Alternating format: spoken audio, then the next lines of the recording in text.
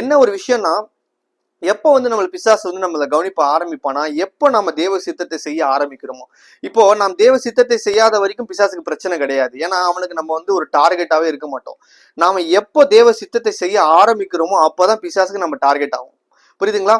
உதாரணத்துக்கு ஒரு பார்டர் லைன்ல பாத்துட்டீங்கன்னா, எனிமீஸ் பார்டர் லைனை கிராஸ் ஆகாத வரைக்கும் பிரச்சனை கிடையாது. அந்த 2 பார்டர்லயும் ஒரு பிரச்சனை கிடையாது. எப்போ அந்த பார்டர் லைனை கிராஸ் பண்றோமோ அப்பதான் அவன் கவனிச்சுட்டே இருப்பான்.